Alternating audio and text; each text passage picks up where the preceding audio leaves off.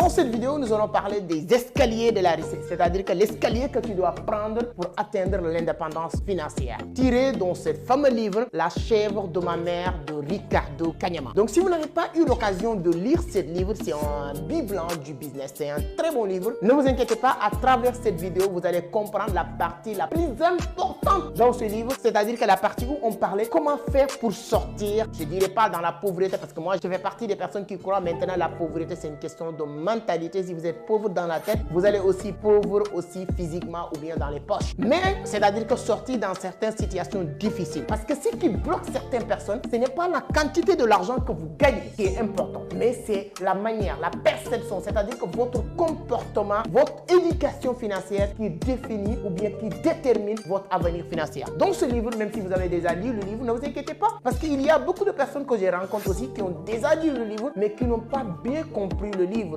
J'aime bien le dire dans mes conférences partout. Lire, c'est bien, mais comprendre, c'est encore mieux. Surtout apprendre à comprendre les no-dits, c'est-à-dire qu'entre les lignes, c'est hyper important. Et à travers cette vidéo, c'est exactement ce que je vais essayer de faire. Donc, maximum de concentration. On va parler sur la première partie, sur l'escalier de la richesse, c'est-à-dire que les plus pauvres des pauvres. Dans la vie, il y a des gens qui sont vraiment misérables, les pauvres, les plus pauvres des pauvres. Il y a aussi ce qu'on appelle les pauvres équilibrés. Il y a ce qu'on appelle des pauvres moyens et les riches. Donc, qu'est-ce qui fait qu'il y a les riches? Pourquoi les pauvres équilibrés ne peuvent pas devenir pauvres moyens? Pourquoi ces gens-là, ils sont les plus pauvres des pauvres? Ce n'est pas parce que ces gens-là gagnent plus d'argent que ces gens-là. Ce n'est pas que ces gens-là gagnent plus. Non, c'est-à-dire que c'est des attitudes et des comportements qu'on va essayer de détailler en quelques minutes. Donc, si vous êtes prêts, donc on va aller voir juste l'intro et revenir en moins de quelques secondes. Je vais vous détailler vraiment cette partie. C'est la partie que j'adore moi personnellement, que j'aime le plus dans ce livre de Ricardo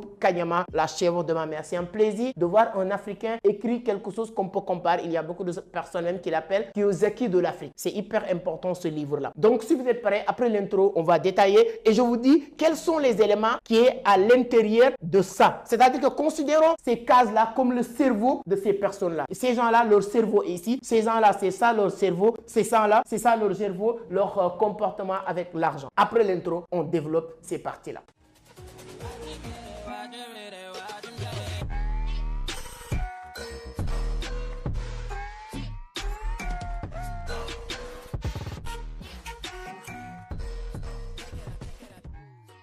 Alors, merci beaucoup, merci, mais avant d'attaquer le sujet, si c'est la première fois que vous tombez sur mes vidéos, permettez-moi de me présenter rapidement. Mon nom est Amadou Seck, je suis le fondateur de Vision d'Afrique, initiateur du club Entreprendre Autrement. Ici, on parle de business, d'investissement, de l'entrepreneuriat, mais surtout de la crypto. Donc, si l'une de ces thématiques vous intéresse, vous êtes au bon endroit. La seule chose qu'il vous reste à faire, c'est de vous abonner, activer les notifications pour être informé sur chaque publication. On parle beaucoup de la crypto-monnaie avec beaucoup d'humilité. Voilà, Vision d'Afrique était nominée 2 fois l'une des meilleures entreprises dans le domaine de l'économie numérique en Afrique de l'Ouest. Aujourd'hui, si vous voulez apprendre sur le trading, sur la crypto, allez sur la barre de description. Il y a beaucoup de liens qui pourront vous permettre de profiter des formations gratuites sur la crypto. Alors là, comme je l'ai dit tout à l'heure, on va attaquer le sujet. On va parler de Ricardo Kanyama. Comme vous le savez très bien, Ricardo Kanyama, c'est un jeune qui vivait dans une famille polygame avec son père qui avait un peu de sous, un peu stable financièrement. Mais du jour au lendemain, son père est décédé. Donc sa mère et le co-épouse ou bien sa tante,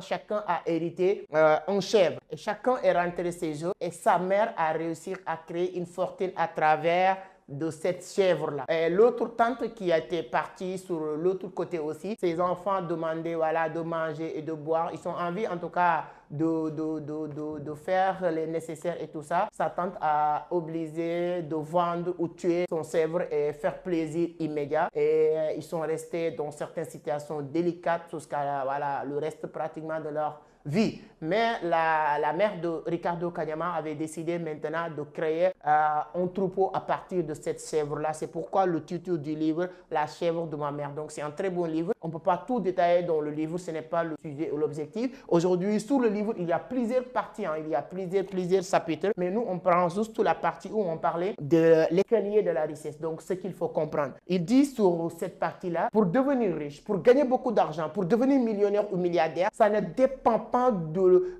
la quantité ou du montant que vous gagnez aujourd'hui. Peu importe le montant que vous gagnez, mon cher ami, je le dis, je te regarde yeux dans les yeux et te dire que tu peux devenir millionnaire. C'est-à-dire que vous gagnez 50 000, vous gagnez 100 000, vous gagnez 1 million. Ce qui est important, toi qui gagnes 100 000, tu peux devenir multimillionnaire à la place de celui qui gagne 1 million aujourd'hui. Si celui qui gagne 1 million, il a une mauvaise mentalité de gestion d'argent. C'est ici qu'on commence. Quels sont les plus pauvres des pauvres? Ce n'est pas parce qu'ils n'ont pas de l'argent, ils gagnent de l'argent. Dans cet escalier, disons que tout le monde gagne de l'argent, mais c'est le comportement. Les pauvres parmi les plus pauvres parmi les pauvres, ils sont ce qu'on appelle revenus, moyens, dépenses. Écoutez attentivement. Toutes les personnes qui sont dans cette case, dans cette situation difficile, délicate, qui sont les pauvres, les plus pauvres, ce sont des gens qu'on appelle revenus, moyens. Est-ce que vous avez bien compris? Revenus, moyens, dépenses. C'est-à-dire que ce qu'ils dépensent par mois est plus même ce qu'ils gagnent. Disons la personne gagne 1000 euros par mois, 1000 euros par mois, mais ses dépenses mensuelles est 1200 euros. Et il va commencer à se justifier en disant non,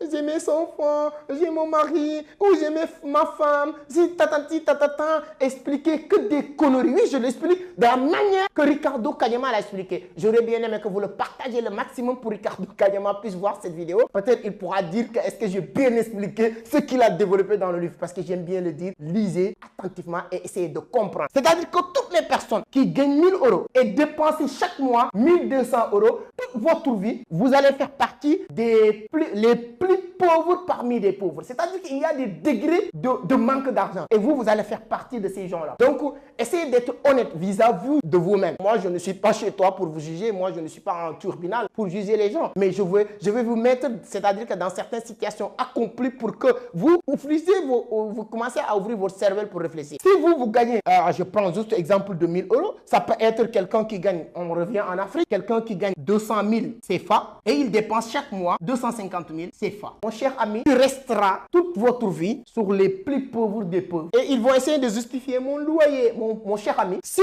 c'est votre cas et vous payez le loyer 100 000 par mois, sors dans cet appartement ou bien cette chambre, allez chercher un appartement où tu payes 50 000. C'est possible. Mais tu veux montrer les gens que non, tu gagnes 200 000, tu vas vivre dans une standing un peu élevé pour dépenser plus que ce que vous gagnez. Tu n'as pas besoin d'aller loin. Si vous faites partie de ces gens-là et vous ne décidez pas de changer, rassurez-vous que vous allez faire partir éternellement les plus pauvres des pauvres. C'est ça que Ricardo Kanyama a appelé vraiment sur l'escalier de la richesse. Donc si on vient sur les pauvres équilibrés, les pauvres équilibrés, ce sont des personnes qu'on appelle revenus égale dépenses. Toutes les personnes qui gagnent de l'argent et le dépensent, ce sont des pauvres équilibrés. Et ces gens-là même, pourquoi je reviens ici, c'est très grave. Parce qu'il y a une forte chance que ces genres de personnes peuvent finir en prison ou bien tout le temps ils ont des problèmes avec leurs amis et d'autres personnes parce qu'ils vont aller même prendre du crédit pour accomplir, je ne sais pas, combler cette vide-là. Les pauvres équilibrés, ce sont des personnes qu'on appelle revenus égale dépenses. Ce monsieur-là, il gagne 1000 euros, 1000 dollars, oui, cette fois-ci dollars, et il se débrouille pour dépenser 1000 dollars par mois. Il gagne 1000 dollars, il se débrouille pour dépenser 1000 dollars par mois. Je vous le jure, tu seras toujours, comment on appelle-t-on, pauvre équilibré. Oui, tu dois à personne l'argent, ce sont des personnes souvent même très orgueilleuses qui essayent de bien s'habiller comme ça, qui disent que non, moi je dois à personne l'argent, je suis chez moi. Mais cher ami, tu es chez toi, mais tu as quoi? Si demain il y a une catastrophe, accident, si demain il y a une maladie, si quelqu'un qui gagne de l'argent ne réfléchit pas, si demain cette robinet ne fonctionne plus, qu'est-ce qui va se passer? C'est-à-dire qu'il n'a rien compris en business. Voici les pauvres équilibrés. Disons, je reviens en CFA, quelqu'un qui gagne 200 000 encore CFA, mais il se débrouille pour dépenser 200 000 par mois. Ce sont des personnes qu'on appelle les pauvres équilibrés. D'accord? Donc, peu importe maintenant le montant que vous gagnez, essayez de voir, est-ce que vous êtes dans cette case ou bien vous êtes dans cette case. Ça, c'est l'escalier pour monter, pour atteindre le sommet. Il y a des sacrifices à faire. Maintenant, il y a ce qu'on appelle les pauvres moyens. Ça, on appelle revenu égale dépense plus épargner pour un objectif égale objectif. J'explique. Ici, il nous dit, il y a des gens qui gagnent un peu de sous. La personne, il gagne 1000 balles par mois. Il se débrouille pour vivre avec. C'est-à-dire que les dépenses à 800 dollars. Il lui reste 200 dollars à épargner pour un objectif. Lui, aujourd'hui, c'est oui, j'ai épargné 200 euros pour 3 mois pour que je change la télévision. Oui, j'ai épargné épargne 200 $ pour 3 mois. Après, je vais changer les fauteuils, le mobilier de la maison. Puis après ça, j'ai épargné 200 € pour que je change mon téléphone.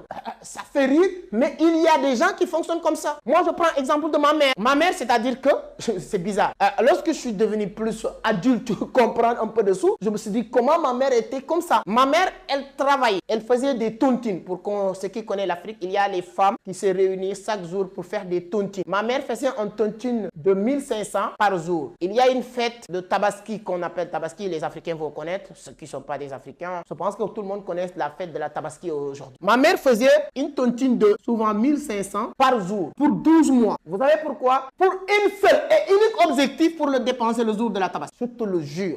Ça fait tellement rire. Mais si vous êtes tous les Africains qui vont regarder cette vidéo, vous se retrouvez. Sûrement, vous connaissez des gens qui fonctionnent comme ça. Des tontines. Il y a des femmes qui font des tontines pour 2 ans, pour 3 ans, pour le jour du mariage de leurs enfants. J'ai une fille, je fais tontine dans le quartier pour le jour. La fille n'est pas encore trouvée un mari, hein, mais pour le jour du mariage de ma fille. Des garçons, des jeunes qui travaillent, qui font tontine pour acheter une voiture. C'est ça Ricardo Kanyama appelait des pauvres moyens. Revenus, dépenses, épargnés pour un objectif. Revenus, dépenses, épargne, un objectif. Vous gagnez, mon cher ami, 200 000 par mois. Tu te débrouilles pour dépenser 150 000 par mois et tu épargnes 50 000 par mois. Mais ces 50 000, c'est toujours pour que chaque 2 mois ou chaque 3 mois ou chaque 6 mois, anyway, pour acheter quelque chose, une montre, télévision. Il y a des gens qui vivent aujourd'hui, qui travaillent, qui disent que non, là, on me paye 500 000 par mois à la banque, là où je travaille. Je vais épargner 150 000 par mois à la banque pour qu'après 12 mois, j'achète une voiture. Donc, il vit aujourd'hui, mais sa tête là, il est dans 12 mois pour la voiture qu'il doit conduire dans 12 mois. Ce sont des personnes comme ça. Ce qu'on appelle les pauvres moyens. Maintenant, il y a ce qu'on appelle les riches. Lorsque j'ai compris ce principe, je me suis dit que quoi qu'il arrive, je deviens riche. Parce que moi, j'ai compris dans l'éducation financière, devenir riche, ce n'est pas une question de magie. Devenir riche, ce n'est pas une question de travailler dur. Devenir riche, ce n'est pas une question de gagner beaucoup d'argent. Devenir riche, ce n'est pas une question de parier, de rentrer sous les tables, d'aller déposer 2 jeux dans 4 rues croisées, ce ne c'est pas des conneries là. Devenir riche, ce n'est pas de prendre de l'eau à la mer pour se laver, etc. Non. Devenir riche, c'est des principes que tu mets en place et tu deviens riche. Point bas, ce n'est pas un massicien. C'est bizarre, il y a en Afrique surtout, parce que voilà, aujourd'hui, je vais prendre beaucoup d'exemples. Il y a des gens qui vont aller payer 50 000 à des personnes pour ces personnes-là, prier pour qu'ils deviennent riches. Et ces personnes-là, ils ne sont pas encore riches. Ces personnes-là attendent de toi, tu viens de leur donner 50 000. C'est un peu sensible pour entrer dans ce sujet-là, mais il y a beaucoup de... C'est-à-dire que le cerveau africain là doit être... C'est-à-dire qu'il faut formater nos cerveaux et en plus maintenant installer, réinitialiser, réinstaller pour que ça soit vraiment mis à jour du monde actuel. Les élections présidentielles là au Sénégal, ça donnait beaucoup de... Les dernières élections présidentielles au Sénégal. Vous avez le camp de Sonko et Diomaye Faye qui sont au pouvoir actuellement. C'est des gens qu'on avait un peu diabolisés avec les marabouts, entre guillemets. C'est pas tous les marabouts, mais les marabouts, entre guillemets. Et eux, ils faisaient le truc sur la droiture, dire la vérité et se limiter sur ça. Mais avant, les gens pensaient qu'il faut que tel marabout tape ta tête pour ta tête, je ne sais pas quoi là. Il faut un lobby vient pour te dire que voilà, c'est toi qui vas devenir président. Mais lorsque les gens commençaient à comprendre que ça, ce n'est que des conneries, ces dernières élections, le candidat du président Macky Sall, c'est lui qui avait tous les marabouts du Sénégal. Il était parti chez tous les marabouts et pratiquement tous les marabouts, ils se sont même un peu... Je n'ose pas le dire ainsi parce que c'est sensible au Sénégal, mais ces marabouts se sont ridiculisés parce qu'ils sont sortis en public en disant que c'est toi qui vas gagner. C'est comme si que ce Dieu, il se prend comme un petit Dieu en fait. Et tout ce qu'ils sont dit ne s'est pas réalisé. Sur ces 2 dernières années ou 5 dernières années, toutes les élections, ils disaient ça. Je ne vais pas citer un nom de marabout, mais les gens vont se retrouver. Pour vous dire que ça, ça rapporte rien. Allez-y, donnez votre argent à quelqu'un pour prier pour toi. Si tu ne comprends pas les principes, tu vas jamais devenir riche. Allez mettre tous les œufs que tu veux dans les riz croisés là. Ça rapporte rien. Moi, si je vois ces œufs là, je vais le prendre pour faire un bon omelette. Ça va rien changer. Alors, les riches, ce sont des personnes, selon Ricardo Kanyama, revenu égale plus dépenses égale dépenses plus épargne pour investir. Tu gagnes 1000 balles, tu gagnes 1000 $ par mois, tu débrouilles pour vivre avec les 700 $ même, tu épargnes 300 $ et chaque 3 mois, tu te retrouves avec 900 $ à investir quelque part. Chaque 3 mois, tu te débrouilles pour créer un petit source de revenu. Chaque 3 mois, tu te débrouilles pour créer un source de revenu. C'est-à-dire que j'ai un principe que je donne à mes gars ici. Si vous voulez, donne-moi votre point de vue sur les commentaires. Si vous voulez, je peux vous faire une autre vidéo pour vous apprendre comment 2 personnes maintenant, comment en pratique. Comment deux personnes peuvent utiliser ce principe? Moi, lorsque j'ai compris ça, je l'enseigne à beaucoup de personnes qui sont en train de faire des résultats extraordinaires. Mettez des likes, dis-moi sur les commentaires. Si vous voulez, je vais vous faire la vidéo sur deux personnes. Comment le mettre en pratique? C'est que faites-nous une vidéo comment le mettre en pratique. Dites sur les commentaires, faites-nous une vidéo comment le mettre en pratique. Ce sera un plaisir de vous faire une vidéo pour vous expliquer comment mettre ce principe en pratique. Avec deux personnes en 5 minutes, tu le comprends très bien. Parce que là, si la personne gagne 1000 balles, il dépense 700 $, 300 $ à épargner. Parce que tu ne peux pas faire chaque épargne d'investir, non. Mais au bout de 3 mois, tu te retrouves avec 900 balles. Ces 900 $, tu peux créer un petit source de revenus qui te rapporte, même si c'est 10 $ par jour. Anyway, au bout de 30, tu auras, voilà, X montant. Vous pouvez prendre votre calculatrice. Et ensuite, maintenant, plus les 300 $ que tu avais l'habitude d'épargner. C'est ça qu'on appelle maintenant la loi de l'intérêt composé va revenir. Donc, on aura l'occasion de revenir dans tous ces détails-là. Mais voici, selon Ricardo Kanyama, oui, je l'appelle Kiyosaki, mais il y a beaucoup de personnes aussi qui l'appellent Kiyosaki de l'Afrique aujourd'hui. Donc, c'est ça l'escalier de la richesse. Les plus pauvres des pauvres, les pauvres équilibrés, pauvres moyens et les riches. Les plus pauvres parmi les pauvres dépensent revenus moyens. Dépenses, c'est-à-dire que c'est des gens qui dépensent plus de ce qu'ils gagnent.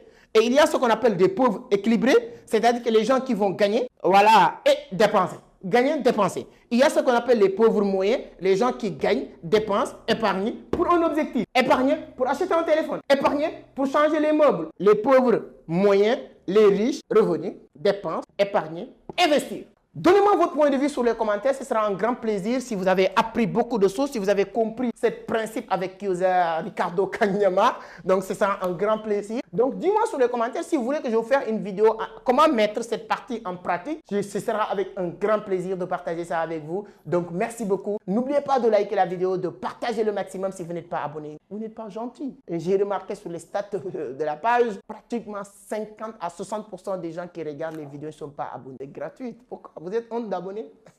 Soyez gentils. On parle beaucoup aussi du trading de la crypto-monnaie. Ce sera avec un grand plaisir de vous accompagner et de vous servir tous les temps. Merci beaucoup. À la prochaine. Ciao.